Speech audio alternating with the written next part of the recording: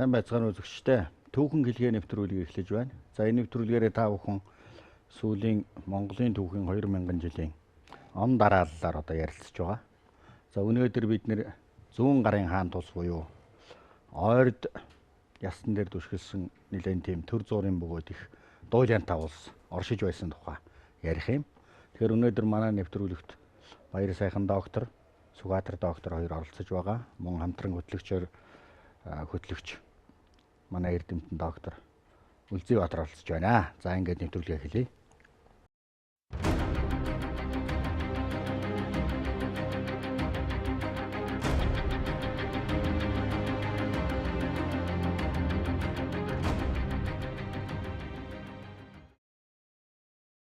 За манай монголчуудын түүхэнд тод улмөрөө үлдээсэн зүүн гарын хаан тулс гэж бий. Тэгэхээр одоо бид хэд зүүн гарын хаан тулс гэж ер нь хэдий вэс нэрлэгдсэн ямар орон зай байна вэ? Яагаад зүүн гар гэж нэрлэх болсон? Ямар хуу нутаг дэвсгэрт ямар угсаатныг хамарсан ийм олос тогтож ийсэн. Тэгээ энэ тухай одоо ингээд залуучуудаа тайлбарлахаас эхлэе. За. Ер нь зүүн гар гэж яагаад нэрлэв? Тийм. Ойрдын дотоод бүтцтэй холбоотой нэрлэлтэй. Энэ зүүн гар улсыг бол одоо ойрд монголчуудын суурин дээр байгуулагдсан улс гэж үзэж болно. 17 дугаар зууны дунд хаваар ойрдод маш том их өөрчлөлт явагдсан. Тэр өөрчлөлтүүд үйл за яг ихэнх хасаас гэсэн өөрчлөлт явагдсан л да. Эхний өөрчлөлтийг бид нэр юу гэж харж байгаа юм гэвэл ойрдод 1616 онд буддын шашин хүлээж авсан. Энэ бол маш одоо том дотоод нэгдэл одоо хийсэн зүйл. Бүр сурвалжид бичснээр Байргас хаан бол энэ чуулганы ахлаач байхдаа бол яг 32 ноёдыг байлгаж хагаад нэг хөвгүүний өөрөө бол завьянтаг хөвгүнчилж аваад өөрөөх өмнөөс одоо банд олгоод төвдөлгээд шашин авсан. Шашин авахдаа өр бодлохтой. Хоёр дахь нь бол 1623 онд Харагчингахаа жил одоо алхын шолоо өвчтөе хийсэн дайн баг. Дайныг бол яг гахаа галгахаа жил гээд 1587 онд гээд Увашунтайжин туужиг үндэслээ хэлээд байгаа юм л да. Энэ тэр 1587 оных биш. Өөр дайн байна. 1623 онд болсон дайн. Сүүл сурвалж бичгтээ тэр гахаа жилийн Махмуудыг буруу итснээс болоод эргэлзээд байгаа юм л. Тэнд бол үндсэндээ зүүн Монголд буюу халах Монголд ойлголцож чадсан. Тэрнээс хойш ойрдууд ерөөсөө дотоодын асуудал болно, баруун талын асуудалд анхаарал хандуулсан л да. Тэгээд тэр алдарт нөгөө ижил мөрний тийшээ хийсэн том нүүдлүүд байна. Дараа нь төвдөд зам нээх зорилгоор замаа чөлөөлөх зорилгоор 1637, 39, 42 онд их хэмжээнд цэрэг оруулж байна. Юм лу төвдийн зам хөхнөрт эзэлж байна. Яг ингээд ойрдын дотоод бүтц өөрчлөгдсөн байна. Нэг хэсэг хошуудууд мурагчааны угаад халимаг дөрүүдийн хэсгэд. Тэгээд ойрдын дотоод тэр 4 аймгийн том холбоо байсан. Уламжит холбоо, баяр сайхан сайн судалсан. Баяр сайхны хэлнэ. 4 холбоон дээр суурилсан холбоогоо 2 гар болгосон. Тэр нь бол цорс дөрүүдүүд нь зүүн гар. Хошууд хойдууд нь баруун гар. Ягаад торгууд ордгоог үл 1642 он гэхэд шүхэр дайчин бас бусаж ирээд бүх торгуудууд аваа явцсан. Бүгдийн бүр ингээд одоо айлмаг дэшээ. Тэр энэ нийш тийшээ нүүдэл мэдлэн тэр дандаа чуулгантайгаа зөвшөлж хийж байгаа зүйл шүү дээ. Тэгээд тэр бүтц дээрээ хийсэн зүйлийг одоо зүүн гар, баруун гар гэж 2 гар болоод тэгээд активч далаагаа үзэхтэй тэр баруун гар, зүүн гар хоёр бол 3 жилийн хугацаатаагаар засаг ээлжилж барина гэж үзэж. Тэр магадaltaй. Харин тэгээд зүүн гарын одоо хунтайжууд гэж байгаа. Баруун гар нь далаа дамаас авсан хан хэрэгмтэйг нь толгойлж байна. Тэр нь явандаа 1676 онд галдан бошигтой зүүн гарын хунтайж байхдаа баруун гараа буцсахад улсаа байгуулах ерөөсөд өөрийн ирэхгүй зүүн гар гэдэг улс болоо явцсан. Нутаг дэвсгэрийн хэмжээ бол одоо тухайн үедээ хаанаас хаа хурж ирсэн байна. За зүүн гар улсын ихэнх үе дунд үедээ яах л да. Тэгээ ер нь бол бидний үдснэр бол юу шүү дээ энэ 1538 оноос эхлээд эндсэндээ Моголистантай том дайны байдал байна. Тэгэхээр Моголистантай даймаа гэхээр одоо Тэнгэр уулын бис нутгийг л эзэдэн авах бодлого Алтан бис нутгаас хийсэн. За ингээд үндсэндээ бол энэ бис нутагт бодлогууд явсаар байгаад 17-гийн эхэнд бол үндсэндээ ойрдуудын эзэмшил бол Тэнгэр уулын бис нутаг болоод ирсэн байна. Ялангуяа элийн голын бис нутаг. Элийн гол бол Тэнгэр уулаас хойшоо болон баруун тийшээ гарч байгаа бүх ус бол элийн гол руу орчиж байгаа юм л. Тэгээ балхааш нурцдаг. Элийн голын юм хөндөй зүүн гарын мэдлэл байна. Алтан нуранаас урагш явж байгаа Эрчис мөрний сав газар бол ойрдуудын мэдлэл байна. Эрчис хойшоо явж байна тийм ээ. Эрчис их хойшоо. Тэр бис нутаг 17-гийн эхэнд бол эдний мэдлэлт байна. Одоо тэр тэдний эзэмшлийн бис нутгийн одоо хамгийн захын цэгүүд бол Таар хоттой байна л да. Тоболскийн хажууд байна гэхээр одоо Сибирийн баруун Сибирийн бисд ороод ирж байгаа шүү.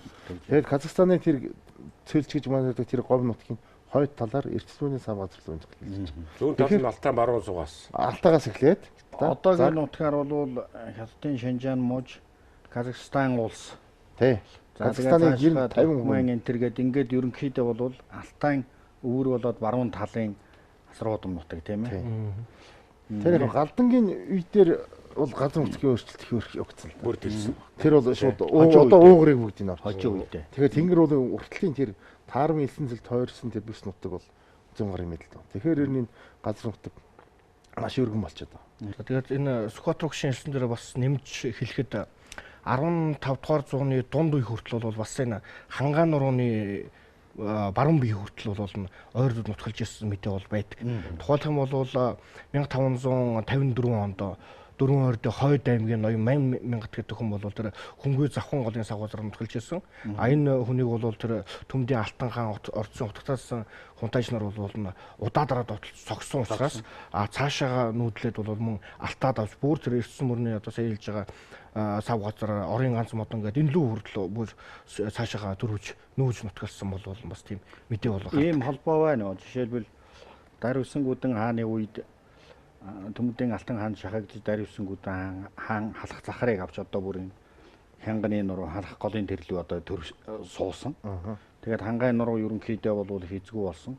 Тэр үед ойрдууд одоо илүү наашаага төр суусан юм а гэдэг нь бас нэг юм мэдээ бий. Энэнтэй юм уялдаа бий одоо жишээ нь 1550 он гэж байна шүү дээ. Тийм. Тэгэхээр ерөнхийдөө яг хойдын түүхийг ингээд судлаад ингээд аваад үзэхлээр бол бас энэ яг Хангаан нурууны баруун бие тэр хөнгөө завхан голын сав газар бол бүр эртнээс нааш энэ хойдууд бол нутгалж ирсэн баримт олдоод байгаа. Судрын чуулган дээр болохоор тэр ариг бүх бол өөрөө хатан номгон гэдэг Хойд аймгаас гаралтай хүн байсан. Тэгэхээр яг ариг бүхийн үйл явцтай холбоотойгоор тэр ойрдуудыг захирж ирсэн тэр үйл явцтай холбоотойгоор гарч байгаа мэдээ нь энэ тис хол одоо энэ үлээстэй чигүстэй гол Хангаан нурууны баруун гэдэг. Энэ газар нутгууд бол бүгдээрээ яг нь ойрдууд энд нутгалж ирсэн бол мэдээ гарч ирж байгаа. Энэ бүр уламжлаад тэр 16 дугаар зууны дунд үе хүртэл гараад харин тэрнээс хойшоо бол удаа дараагийн довтлогооноор цаашаа бол шахагдсан гэсэн мэдээ бидэг. Зүүн гарын хаан тулс одоо яг хүчирхэг бүрэлдэнд огцсон үеийг аль үе гэж үзэж байна. Одоо нэг очир цэцэн хаан энэ төр зогтөг үе муу чинь аль үе дээрээ орох уу? Хамгийн хүчтэй үеийн зүүн гарын хаан тулс хэдий үе вэ? За зүүн гарын хаан тулс бол ерөн судлаачид бол хоёр янзаар үздэг юм л да. Зүүн гарын хаан тулс 1635 онд байгуулагдсан гэдэг. Тэр одоо Залаатхны тэргүүтээ Орсын судлаачдын он тоолол яваа. Тэр бас үндэслэлтэй. Юу гэвэл нөгөө ойрдын дотоодод маш том өөрчлөлт орлоо шүү дээ. Хошууд одоо урагшаан ихэнх нь модогтаад цөөхөн хошууд. Торгууд гэж том аймаг бол явчихлаа. Дөрөвдийн тал нь ингээд бүр явчихлаа. Хойдууд бол тэр үед хүчин бүрээ сул аймаг одоо баг байсан. Яг бол хойдууд ч ерөөсөө тэр хин чилжэн тэр Алтан хааны үеэс эхлээд ерөөсөө шолоо ерөөсөө тэр 1730-аад оноос хойш энэ зүүн Монголоос ирсэн 9 удаагийн том довтлогоо байна. Ерөөсөө Алтан хаан 2 удаа, Хотгоцтой зэцэн 2 удаа, Дасгал тааны 1 удаа, Шишаа тааны. Энэ довтлын Автаа сайхны Шишаа тааны тэр их довтлогоонууд ерөөсөө хойдыг чиглэсэн байхгүй. Тэр учраас хойдыг бол үндсэндээ бол одоо тэр ойрдын суурь чамаг байсан. Тэгээ нааталтаач байсан юм уу? Тэгээд бүс цогтоод байсан. Одоо хотгоодыг үсгэх гэд хойдууд оролцож байна. За тэгээ хөхнүүрлүүд тэд нар бас олзонд явж байна. Маш олон байдал. Тэгэд хойдууд чинь их ойр дотор байхгүй. Тэгэхээр зүүн гарт хэм байх гэхээр цорсууд байгаад байгаа юм л. Цорс ийш нүгөөг. Тэгэхээр цорсын энэ улс төрийн том манлал түүхэнд 200 жилийн дараа гарч байгаа манлалыг судлаач нар зүүн гар хаан тус шараад байгаа. Зүгээр бид нэрийг сонгодог онлоор Цорч өөрөө бас нөгөө зүүн гар талд нь байсан. тий. Гол. Тэрийг бас би зүүн гар хэлдэг юм аа. Тийм. Хойд талтай. Цорч уу? Одоо манай зүүн талд гэхээр одоо алтан нуруу талд удаад тий одоо алтан нуруу тал руу. хойд тэдний зүгээр л нөгөө хойд тал нь зүүн цаг байхгүй. Зүүн зүг тий. Одоо Баруун тал. төвд нь баруун төвд нь өмнө зүг биш баруун тал болохоор чи эсрэг тал нь хойд тал нь Хойд зүг нь зүүн гар, өмнө зүг нь баруун гар болоод тий. тий. 90 градус. Нар манддаг тал нь Өмнө зүг. Өмнө тэд нар өөрсдөө өмнө Одоо зүг. бид нэр бол зүүн зүг шүү Тий. дээ. Нар манддаг. Одоо улс овдынхан Улаанбаатарыг өмнө зүг гэдэг байгаа байхгүй. Тий, өмнө зүг гэдэг. Боломжтой. Нар манддаг зүгээр. Тэрч багуу зүүн гарын нэр байж магадгүй. Гэхдээ зүүн гарын нэрийг чинь бас сурвалжид байдаг шүү. Хөхнүүрийг эслэхтэй бол дөрвөн талд ингэ байрал дээр загсаж Сэргээж гисах та. сэргээ загсааж орохдоо байрал эслэхтэй Гар гараа. зүүн талд нь цорс байсан. Тий. Цорс байсан учраас цорс нь юу бол? Зүүн гар. Зүүн гарын зэрэг. Гар гараа барьж жагсаж шүү дээ одоо тэр цэрэг давталгаанд. Зүүн талын. Тий. Тэгээд ер нь тэгэхэд л бид нар зүүн гар улсыг хаант улс гэдэг шүү дээ. Хаант улс. Нэг хааны захиргаад. Тэгж үзэж байгаа тохиолдолд бол бид нэр 1676 онд байгуулагдсан юм байна. Тэр онлоор Хаантаа болж байна. хаантаа болдог юм. Бидас уулс гэж үзүүл. Үзвэл одоо би хаантаа улс төрийн байгуулалт яв. Энд чинь ойртод хаант улс болно гэдэг юм бол Тэгвэл шинэ үзэгдэл багхгүй. тэгвэл эн чинь юм байна да. Нөгөө алгын юуныхаа ойрдын зүүн гар очир цааныг зохиод галдан бошгот гарч ирдэг үеийг хаантаа болж байгаа. Яг хаант улс гэдэг үе юм аа. Гэдэг л тийм ээ. Өмнөх суурь нь. Яг тэгж үзэж байна. За. Яг хөө залаачны үзэлт нь бол арай өөр боловч гэхдээ тэр 1635-аас 1776 энэ нэг 40 жилийн хооронд улсрын үйл явц дотор тэр Цорс аймгийн манаа маш хүчтэй байгаа. Ялангуяа Баатар хүнтэй чи манаа л тэр чуулган хуралдуулж байгаа, зарлан хуралдуулж байгаа байдал, Оростой харьцаж байгаа байдал, улсын хувь зайг шийдэж байгаа байдал. За тэгээд 1640 оны их цаазд Баатар хүнтэй шин оролцоо тэр газар нутгийн хаан байрлаж байна гэж харахад бол зүүн гар оролцоо их байна.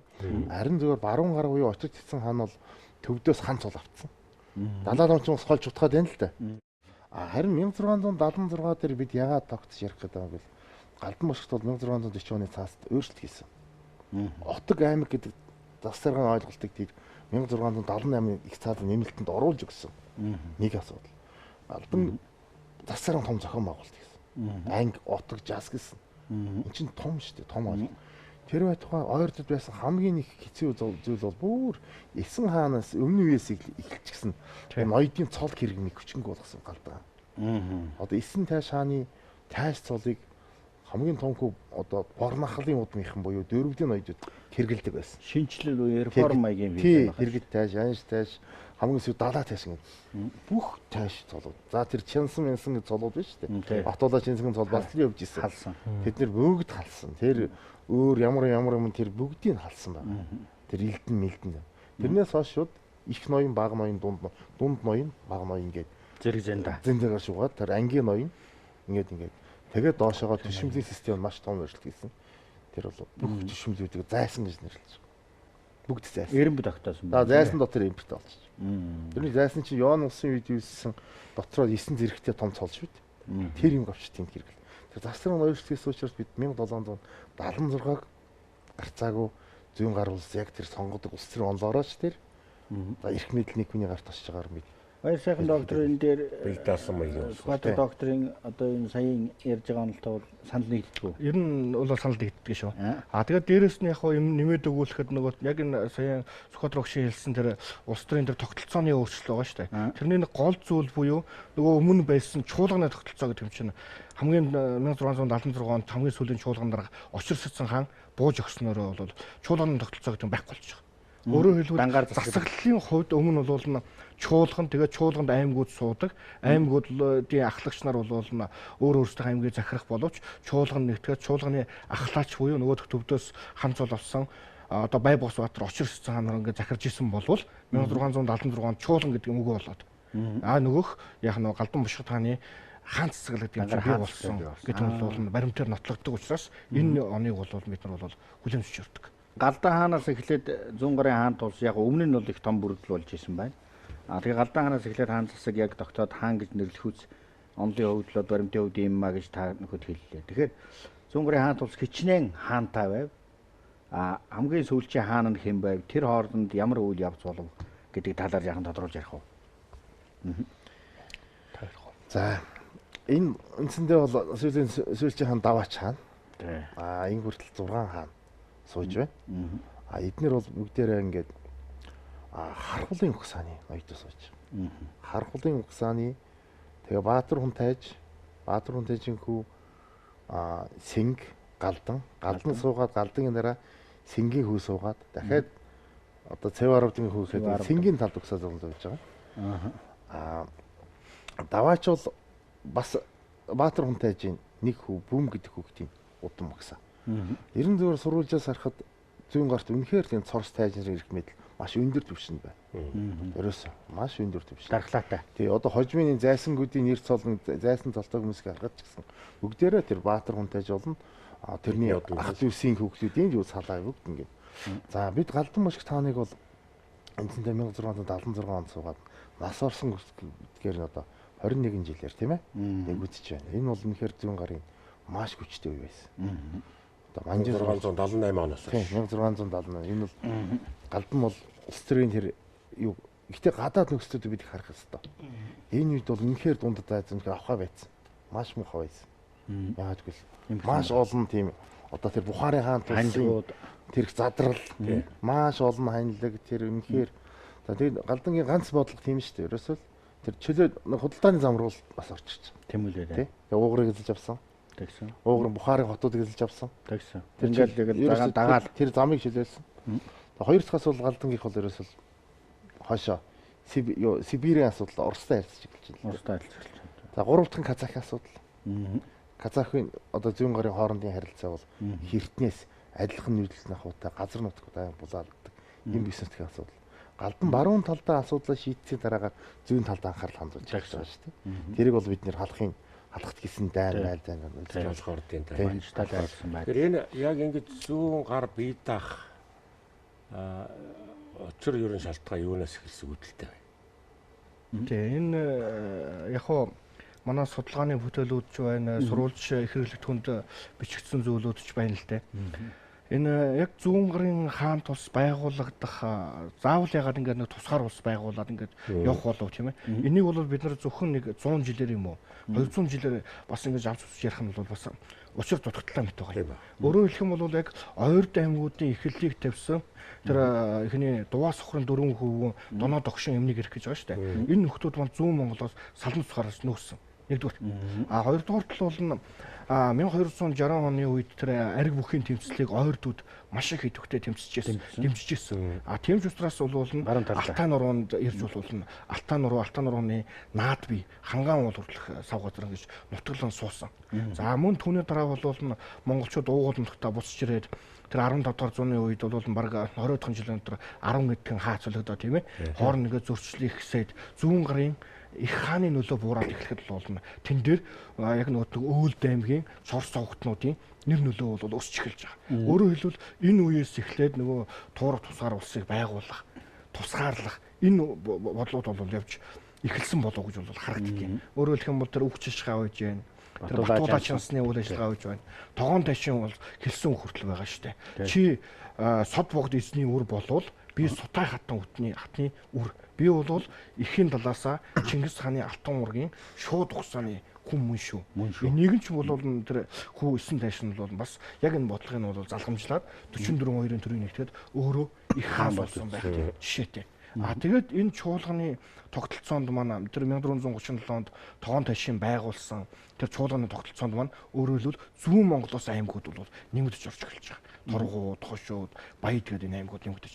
Ингэснээр энэ тогтолцоо маань явж байгаад өөрөөр хэлэх юм бол чанарын хувьд 17 дугаар зууны үе гэхэд яг туурах тусгаар хаан тус байгуулагдах түүхэн нөхцөл нь улс төрийн хувьд ч нутаг дэвсгэрийн хувьд ч нөгөө оюун сэтгэлгээ тийм ээ шашны нөлөөлийн хувьд ч гэсэн бүрэлдэн бий болж чадсан хар аяндаа болвол яг нэг зүүн гарын хаан тус гэсэн энэ улсыг байгуулахад нөлөө үзүүлсэн болов уу гэсэн тийм дүр зураг бол ерөнхийдөө бол харагдаад байдаг. Одоо бид дөрөвч ярьдгаар өөр 1206 оноос за бараг тэрнээс ч өмнө тийм ээ тэр олон утга хөшиг бол шинэ Монгол улс байгуулагдаж яхад үед энэ бодлогын үед чи эргээд тэр 1206 оноос өмнөх өрөг очиж байгаа шүү дээ ер нь баг босаад яг тэгвэл бодлоос юм руу очиж. Тэр үед л яг Чингис хаан шиг нэг хүн ахи тоогож гарч чадсангүй л дээ. Галдаа энэ төргээд дэдэн өчрөх хөнгөл оролдлоо шүү дээ тийм үү. Эндэргийн оюуны өчирч гэдэг юм нэг орлогын бүтлэг болж байна. Гэтэл яг энэ дээр аваад үзэхээр тэр яг саяны Наасхотэр докторын хэлдгээр тэр бүс нутгийн асуудал, тэр газар зүйн шинэ байрлал, шинэ орчин, шинэ нөхцөлд улс ахаад бүр тодроод томроод гараад ирэх нэг тийм нөхцөл бүрдсэн байлаа. Тэрийг одоо энэ нөгөө өрөндийн түүхчид босод яг тэр өнцгөөс нараж 100 гарын хаант улс гэж бичээд байгаа шүү дээ тийм Чунгар гэж тийм. Одоо тэрний ч үнслээ нөгөө Газак Базакчи бас өөрсдөө түүхтэй холбох гэдэл тийм. Одоо Дундад Азийн түүхийн хэсэг бол одоо жишээ нь Угрын түүх байна. Казахын түүх, Киргизийн түүх. За Бухарын хаант улсын эзэмшлээс улсуудын түүх. Ерөөсөө л одоо манайх Манжи иргэшээлийн үе гэдэг шиг яг тийм үе.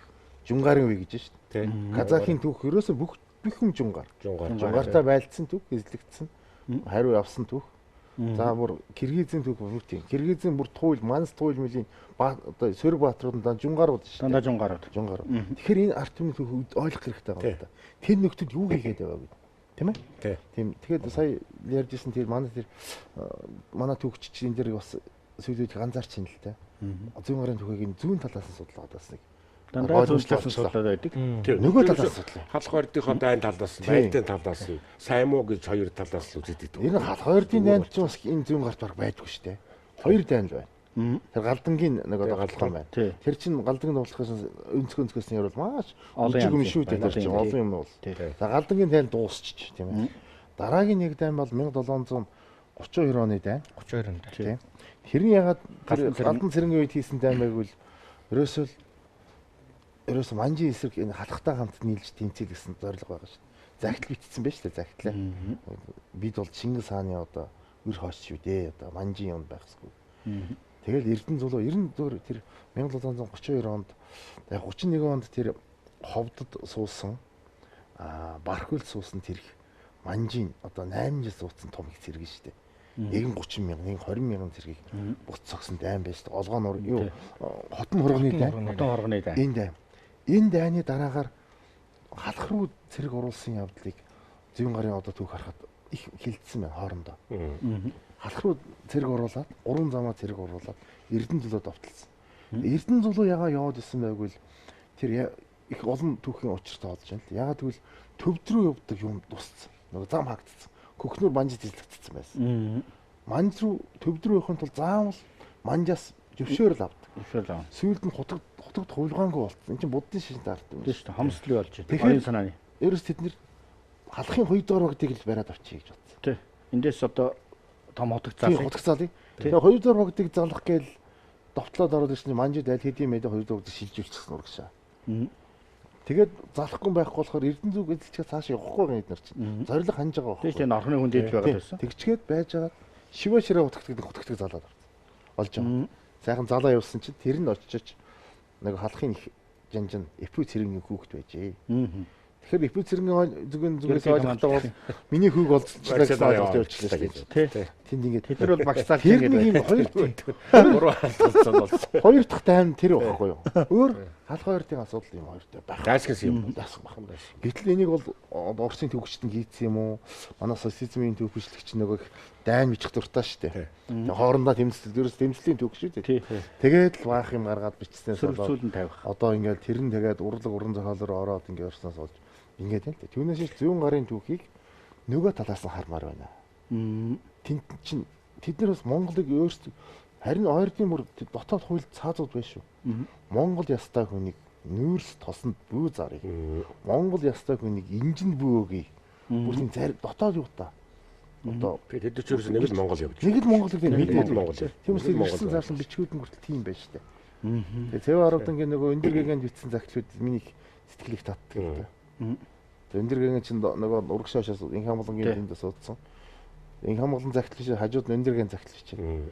Битгий одоо амгалан хааныг битгий довтлуулаач та яатгаад. Ятгаад гэж амгалан хааны цэрэг уруулаагүй шүү.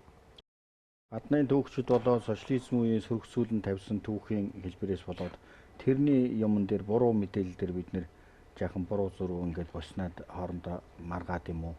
Жалгын үзэл гаргаад. Тийм жалгын үзэл гаргаад ингээд өргөн харах юм бол энэ өөрөө тэг санаа. Хоёр түүхчийн хэлснийг санаа их сайхан таалагдлаа. Өөрөөр хэлбэл зүүн гарын хаан тулсын тэмцэл буюу босож ирсэн түүхийг бол зөвхөн зүүн талаас нь хараад байх ш баруун талд нь гэж. Өөрөөр хэлбэл одоо Казахстан улс тэр Киргиз үзс чинь ерөөсө хамгийн том аюул хамгийн хэцүү хүнд үе чинь зүүн гарын давталгааны үе гэдгээр түүхээ бичээд байдаг. А бид монголчууд болохтой тэд нэртэй сөргөлдсөн тэр түүхийн асуудлыг ерөөсө судлаагүй. Тэгээ зүүн гарын хаан тулсын босч ирсэн шалтгааныг тэрнээс хайдгүй. Нэг тийм их дутагдал өрөөсгөл юм яваад байна да тийм ээ. Тэр одоо энэ сая багш нарын хэлсэн дээр нэмээд яг хэлэхэд бол бас энэ талцлал юм уу? Яг үнэхээр тийм байсан юм уугүй юу гэдэг энэ асуудал манай руу түгштэй асуудал болж байгаа. Яг тухайн үед улс төрийн ямар засаглал гэдэг юм уу? Ямар улс төрийн тэр уур амьсгал байна уу гэдгээс шалтгаалж нөгөө түүхвчлэгийн бүтээлт мөн адил яг тийм байдал нь тусгагдсан болж өгч байдаг. Тэгээд тэрийг нь уншсан манай залуучууд гэдэг юм уу эсвэл тэр түүхвчлэг хойж үүдээ бол бас нэг тодорхой хэмжээгээр буруу мэдээлэл өгөх байдлаар ингэж тархсан юм байж байгаа. Гэтэл нөгөө сая манай Скот руугшийн хэлдгээр нөт зүүн талаас судлаагээд байгаа гэж учир нэгэндээ саргаж ажиллаж байгаа. Одоо 1934 оны үед бичсэн бүрдийн буянжуулган гэдэг хүний бичсэн 4 үйлдэл түүхээ зохиолж байгаа. Гэтэл энэ зохиолчин бол яг л нөгөө нэг манжийн баримт түүх тийм ээ зүүн гарын бодлогын бичгээр тулгуурлаад нөгөө түүхийн асуудлыг ингээл гаргаад ирсэн. Тэр нь бол бас л яаж юм гэхээр наанаас харсан. Тэрний тусгагдсан байдлаар л энэ түүх чинь яваал нөгөөх тэр дайн байлдаа нэг дэвргэх юм уу нэг жижигхэн тулааны асуудал байсныг нь ангич үүднээс тийм ээ өөр байдлаар харж үчих юм. Ийм түүхвчлийн асуудлууд маань эргээд нөгөө зүүн гарынхаа түүхийг эргэж харахгүй болохгүй. Түүхвчлийг буруу онол арга зүгээр бичих юм бол тэр байдлыг харуулдаг байна. Уршигтай байх нэ гэдэг тийм ээ. Ер нь бол зүүн гарын хаан тулс алхын хоорондын зөрчилд ингээд харахад очирч ицсэн хаан алхталаа түшээл алхан тэрийг хамгаалаад засагдхан баруун гар нь болохоор ойр руугаа ханараал тэр нь тэрийг хамгаалаад ингээд зөрөөл тэгээд хоорондоо ийм л байсан түүх штэ. Тэгээд энэ нь дундуур нь заагаан хайцсан юм шиг л хоёр дайсан байсан юм шиг л болоод улс төрийн зөрчил харилцан хамааралтай байсан тэр түүхийн ээдрийг л эвгүй тайлбарлах дээр л эвгүй асуудал ястаа үндэсний гол барьж тайлбарлаа тэр нь асуудал. Одоо чи нэгдсэн хаан нэг захиргаа байхгүй болцсон тийм ээ. Нэгдсэн хааныг хинэн дэмжиж илүү дэмжиж ийсэн тэр үйл явц чинь бол үндсэндээ тэгэл ариг хөвлөө хоёроос яваал явсан зөрчил алтан уургийн хооронд дотоод зөрчил үндсэндээ яваал энэ гэсэн үг шүү. Одоо бид нэр тэр уугурын нэг том түүх чинь бичсэн. Уугур зүүн гарын харилцаа гэж номыг энэ жил гаргах гэж байна. Тэр маш сонирхолтой ном байна. Тэр Ярканы хаан тус яаж ойрдууд эзлэгдсэн. Тэгээд ер нь ойрдуудын дотор нэг үг байдаг л да одоо ч гэсэн. Хотонгийн төр 7 хонохгүй гэж. Яг уугуруудын бослого маш их одоо ч зүүн хятад болохгүй ш. Нөгөө дунгаан байдаг. Дунгаан нь өөрч цагаан маа. Яг уугурууд нь тэр яг цэвэр одоо хотон уугурууд эднэрийн бослого зүүн гарын үед ч одоо зүүн гар ямар их зовлонтой ус байсан юм бэ тэр. Дотроо нэг уугрын дотроо байна штэ. Биц дотор нь орцсон байгаа байхгүй. Тэгээд тэдний байнга бослого гаргав. За Казахын довтлого Казах тэр зүүн гарын харилцаа чинь их ээдрээтэй шүү. Тэр одоо галдан чин Казахыг ер нь анх маш сайн одоо шахаж эрхэндээ оруулсан галдан мөсгч юм шиг. Тэр үчи одоо Казах гэдэг чи одоо яг ямар хуу байгаад юм бэ? Ер нь бол баахан ордууд байна. 16-гийн төгсгөл 17-ны эхэнд Казахын тэр Тавка хаан гэж том хаан гарч ирсэн шүү. Тэдний нэг нэгтгсэн Тавка. Галдан хэл нь бол юу вэ? Казах хэл. Казах хэлээр ярьдаг гэсэн. Тавка хааныг бол галдан бол довтлоод хүүхдүүдийн олзолж аваад далаа ламд өргөч гисэн байна. Тийш илгээц. Тэгээ далаа ламд очиод яг хааж гэж буцааг Казахч буддын шашин дэлгүүрийг оролцсон байна. Казах тэгж яхад яг Москва аваагүй байсан. Тэгээд сүүлд Цэв арвд нь Казахуудтай маш найрамдалтай болохын тулд Тавка хааныг далаа ламынхаас авч ирээд 500 сэрэгтэй хөргөж өгсөн байхгүй. Тэгээ харимд яа гэсэн чинь нөгөө тал нь бослого гаргаад тэгээ 500 зэрэг буц цогч гисэн. Алч гисэн. Кядцсан. Тэрнээс эхлээд зүүн гарын Казахын хямрал хэд дагч гарч ирлээ шүү дээ. Тэгээд Цэвэн арвдан хааны Халимгийн хаанаас залсан Сун арвдан гэдэг хатныг замд нь саатуулсан. Элчийн алснаас эхлүүлэл ингээл дайнууд Казах тексэн дайнууд байна. Казах тексэн дайнуудыг бид нэг сайн ажиглах хэрэгтэй. 1723-аас 24 оны дайн бол Казахын түүхэнд маш их аюултай. Яран Казахын одоо хамгийн нэмэгдэл түүх ширдэг. 3 сая Казахыг алсан гэж ярьдаг л да. Амуу дараа сэр дараа манай адаг хүртэл шахаж байгаа. Казахуудыг тэр их дайнууд өөр Казахын түүхэнд домог болцсон дайн л да. Тэгэл ингээл ийм байдлаар энэ зүүн гарын цаалтын асуудлыг харах хэрэгтэй шүү. Киргизийн асуудал. Одоо Киргиз бол ерөөсөө зүүн гарын дотоод мэдлийн асуудал. Ерөөсөө дотоод отог дотор орж байгаа. Өөр нэг сонирхолтой юм байдгийн баяр сайхан доктор Таяр энэ талаар мэдээлэл өгдөг болов. Зүгээр би юу шиг хууч яриан сонссон зүйл. Цэвэн 10 дангийн товтлон Хямлан нурууг давж исэн юм гэн Непал руу товтлох гэж исэн, товтлж исэн ч гэнүү. Ийм нэг тийм сэжин байна энэ төр гэж хүн хэлж исэн. Тэгэд би бол гайхаад өнгөрсөн. Иймэрхүү сураг байна. Тэр чинь алдарт одоо Америкийн цэргийн активд судлагддаг юу штэ. Сэдв штэ энэ чинь. Тийм үү? Америкийн цэргийн активд судлагддаг хоёр сэдв байна штэ. Эсрэг хааны Энзүн хааныг барьсан 20 мянган цэргээр 500 мянган хааны тийм Энзүн хаан. Тэрний тактик бол ерөөсөө юу байхгүй юу? Усгүйгээр төлөвлөлтсөн. Уснаас нь одоо ядраацсан. Усгүй газар бэсэлсэн асуудал. Тэр нэг тактик. Одоо ч цэрэг дагаад байдаг тактик шүү дээ. Нөгөө нь бол Цэвэравдан хааны үед нөгөө хөхнөр манжид эзлэгдсэн учраас хөхнөрөө дамжид ерөөсө төвдрөө ганцхан хаалга байгаа шүү дээ. Тэр хаалга хаагдцсан. Тэгэхээр энэ тэр 6000 цэргийг олон жил сарлагын махаар тэжээж домогд бас байна тэр чинь. Тэгээ тэр одоо энэ итгэн хойтын Ладактайгүр даваад. Ладакаар газар гуугаад. Тэгэд ингээд даваад. Тэнд маш их нутгийн яриагаар бол тийм шүү дээ. Эсхийг хэрэгэлсэн. Тэг гайхад яагаад эсхийг хэрэгэлсэн? Эсхийг ачиж явсан. Гэрээ эсхив шүү дээ. Нөгөө хатан авцруу морь малаа буулгахдаа эсхий тавьж иж ингэж буулгадаг. Тэгээ төвдөх хойтлоос нь довтлсон.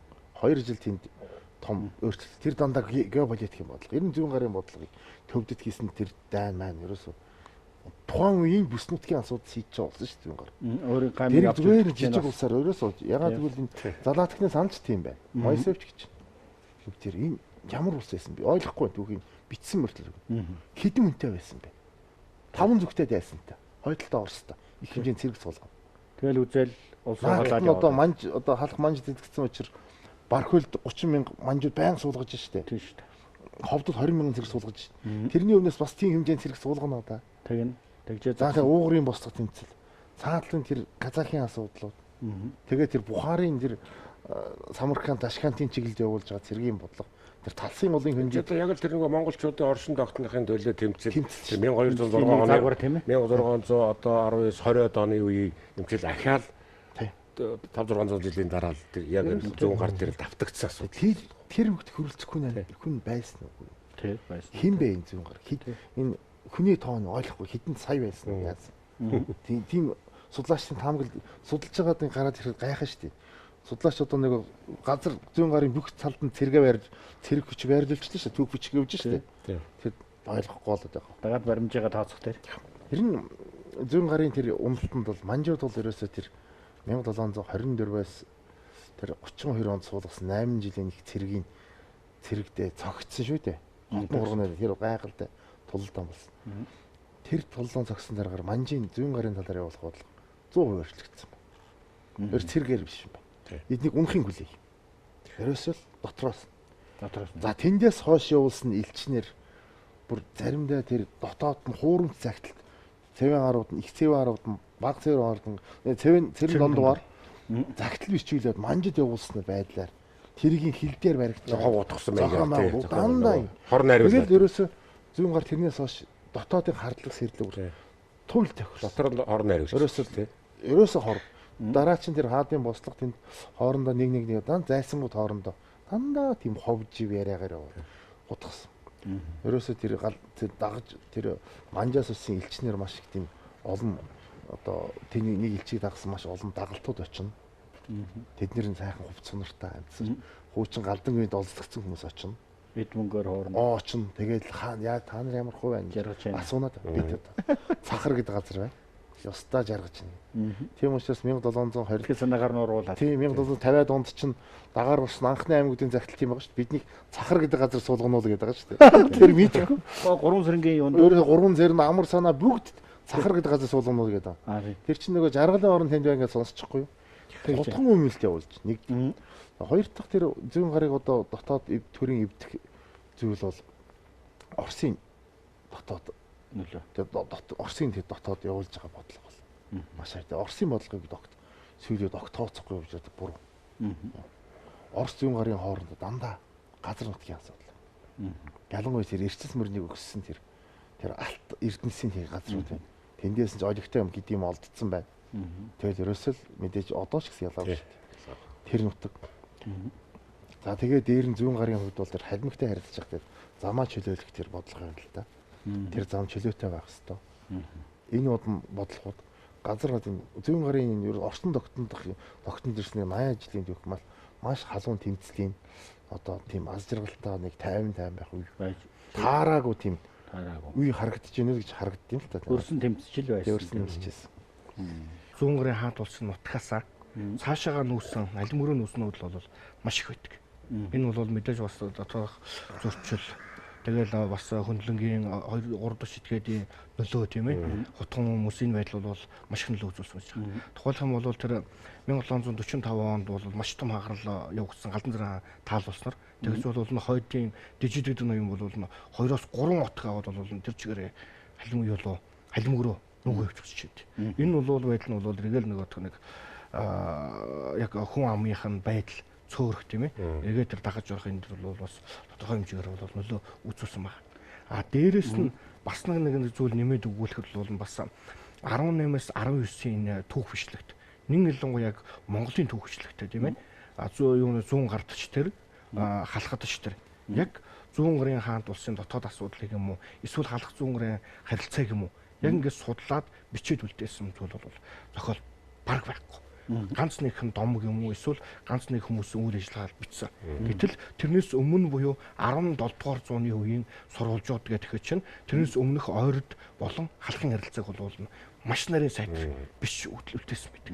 Энэ нь бол тэгээ бас тэр тухайн үеийн түүх бичлэгтэй байв уу эсвэл нь бас тэр зохион байгуулалтаагаар тэр дарах нуух тийм ээ бүр магадгүй бол устдах ийм үйл ажиллагаа явагдав гэдэг дээр бол бас бид нар бол бас анхаарах хэрэгтэй. Өөрөөр хэлэх юм бол одоо тэгээд бид нар яг тэр зүүн гарын түүхийг судлахдаа дотоод нүүд болцоон дор биш эсвэл тэр манжийн засгийн төрийн хууль юунд өөрөө бичигдсэн төрийн түүхийн албан түүхийн зохиолууд эсвэл тэр сая Сүхбаатар багшийн хэлсэн тэр Казахын юм уу тийм ээ Оросын түүхчлэгт ямар хөө байдлаар туссан байдлаар байгаагаар нь бол авч үзэж байгаа. Одоо тэр зүүн гарын түүхэнд холбогдох үед яг шууд хамаарах Баатар өвшин юм уу тэр зохиогч нь мэдэгдээгүй гавн шарын бичсэн дөрвөн ордын түүхүүдийг харахаар их төлөв ерөөсөө 17 дугаар зуунаас 18 дугаар зуунаас өмнөх үеийн түүхэнд хамаарна.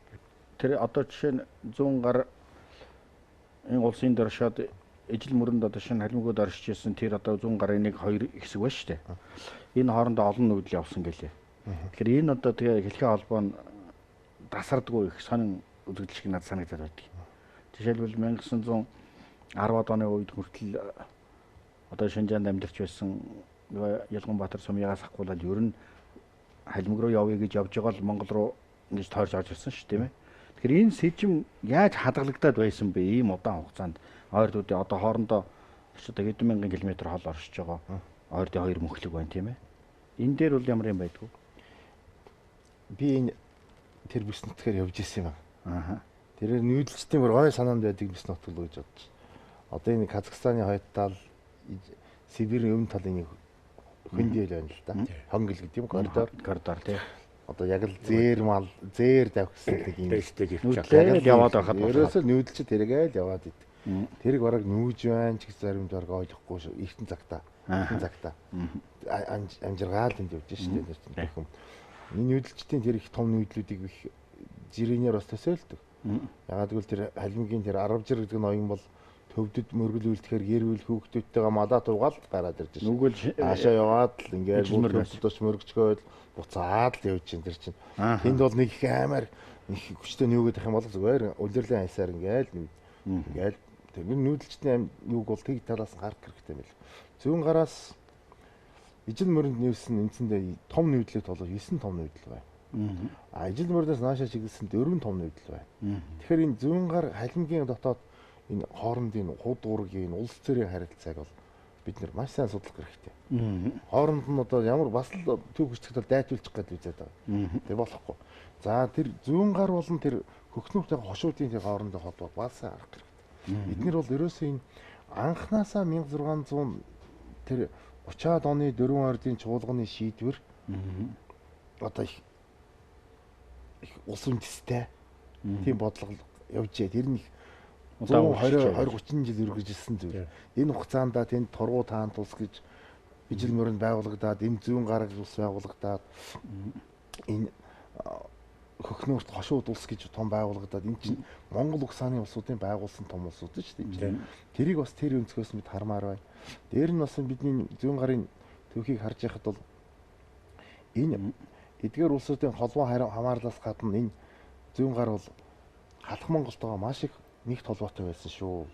Монголын зөв бидний судалтыг мэддэг гутагт хуйлгаа тэгээд нэг нэр намтран тодорхой хэдэн хүмүүсийг тийм ээ Эндэргэгийн зан базар одоо Ламингийн усан дандан жандсан Зайвандтай усан хэрлээд ирэх харахад ихийн талд дандаа одоо архын үед за зүүн гарын хит хитэн хошууд болно.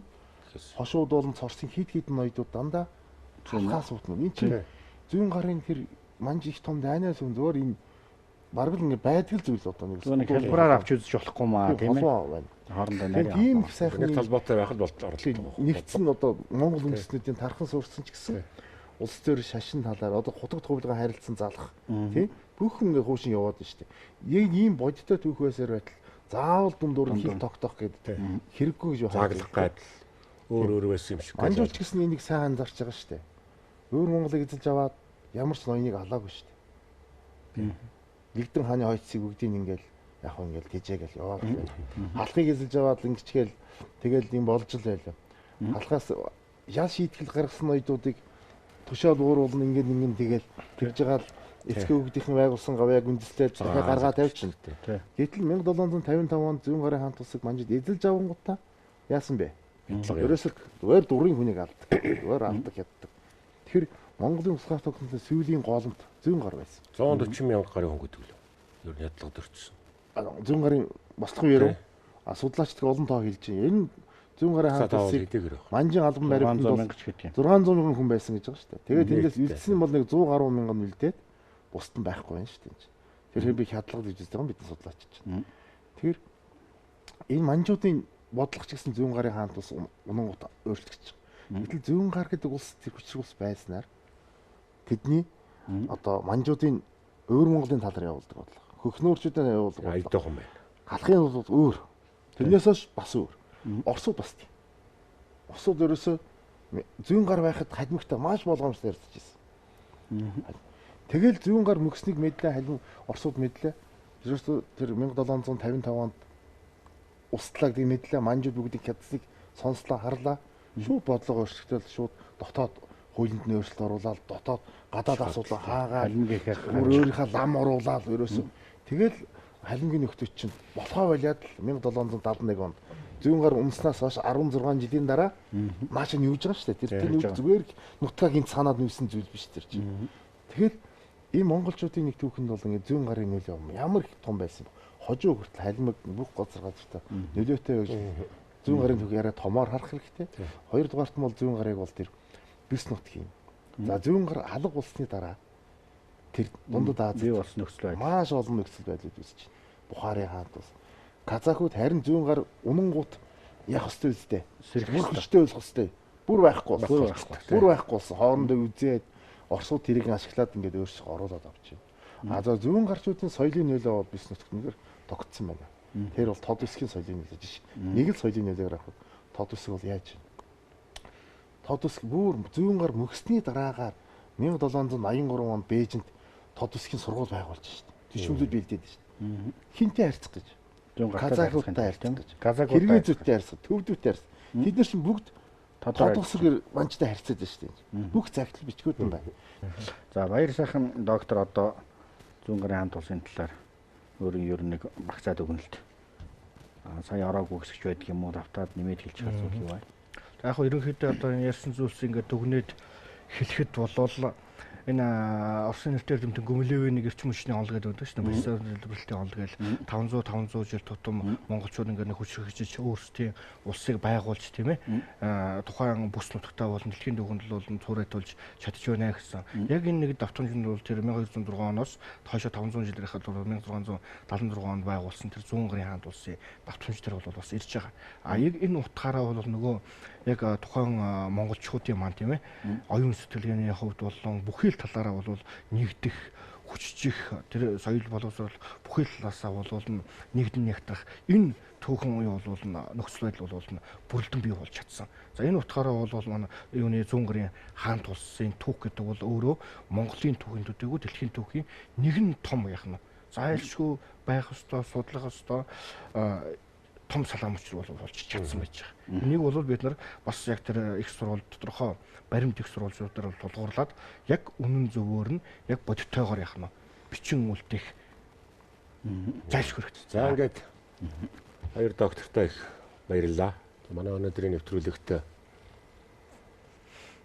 Монгол улсын багшийн их сургуулийн түүхийн дэлхмийн багш доктор профессор Насбаатар, Улаанбаатар их сургуулийн түүхийн дэлхмийн эрхлэгч доктор профессор баяр сайханаар оролцлоо.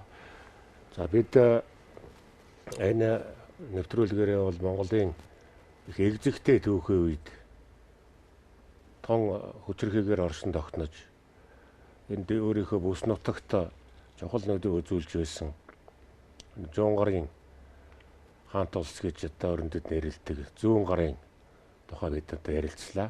За ингээд энэ нэвтрүүлгийг хүлээж авсан талархан үзсэн та бүхэнд баярлалаа. За баярлалаа.